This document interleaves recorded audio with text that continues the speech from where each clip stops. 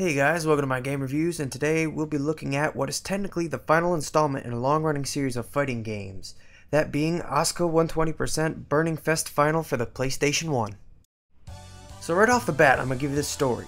The story of the Asuka 120% series is that at Rio Ran Private School for the Women, which is a school for the upper-class daughters of society, they have many clubs, and each year the clubs have a martial arts tournament known as Club Rivalry Budget Contest Mega Fight.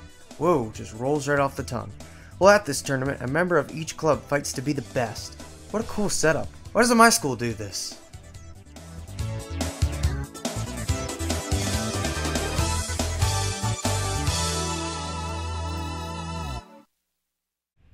So with the story out of the way, let's talk about the characters and each club they represent. First up is Asuka, who represents the Chemistry Club.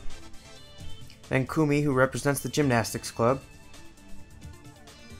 Then Tamaki, who represents the Tennis Club. Ryuko, who represents the Volleyball Team. Megumi, who represents the Cheerleading Squad. Torami, who represents the Karate Club. Kaina, who represents the Biology Club. Kathy, who represents the Wrestling Club. Kyoko, who represents the Softball Club. Nana, who represents the Dance Club. And Shinobu, a gang leader who intrudes on the event. Each of the characters' moves pertain to the club they represent, like Asuka throws test tubes. Megumi shoots pom-poms of fire. Ryuko spikes volleyballs of death. And Karina shoots her frog buddy in a ball of fire. Yes, that is rad. I enjoy this aspect of the game. It really adds to the characters themselves and shows that the developers put thought into this game rather than just having Street Fighter ripoffs who throw fireballs because they want them to throw fireballs.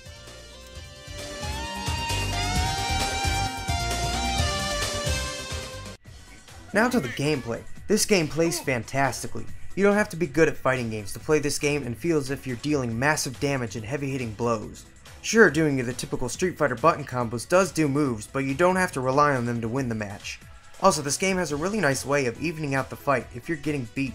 You notice at the bottom of the screen there's another bar that fills up a certain percent each time you take a hit or each time you get a multiple hit combo. And once it's filled up to 120%, your attacks do twice the damage and help you even out the battle that you might be losing.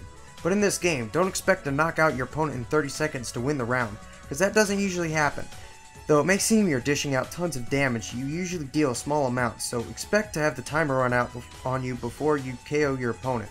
But if you do happen to knock them out, you get bonus points.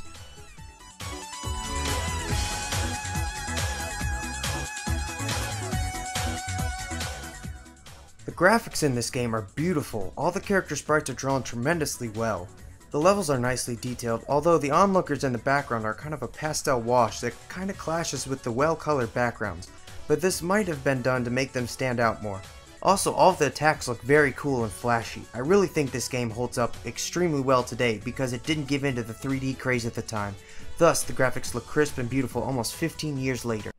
The music in the game is kind of dancey and jazzy with lots of synthesizers. It's not bad, and there are a few catchy melodies every once in a while, but for the most part I forget it's there, as I do with most fighting game soundtracks, especially since in this game it's drowned out by the voices of the characters and the sound effects as they perform moves.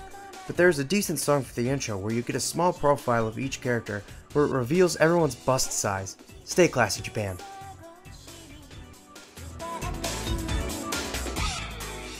So now that I've talked about the game for a bit, let's talk about the history of the series.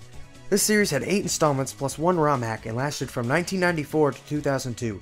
It had games come out for the FM Towns, the SharpX 68000, the Turbo Duo, the Sega Saturn, PlayStation 1, and the PC. Unfortunately, I believe these releases were Japanese exclusives on every system I just mentioned, so if you've never heard of the series, that's probably why. Besides the game I'm reviewing, I've only played Burning Fest Maxima for the Turbo Duo and Burning Fest Limited on the Saturn, which are pretty good but not quite as fun as this one.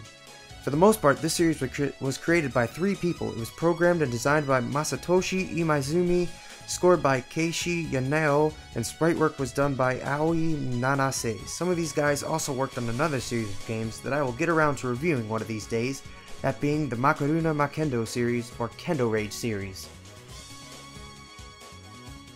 So that is a brief overview of the series and a review of Asuka 120% Final Burning Fest for the PS1.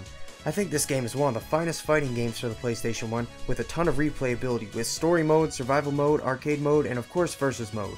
A copy of this game will cost you around $30, which seems to be a pretty typical price for any game in the series. Just make sure you have a way to play it or buy the game then emulate it. Either way, do yourself a favor and play an entry in the seemingly forgotten series. Thanks guys for watching, please subscribe and do whatever. See you next time.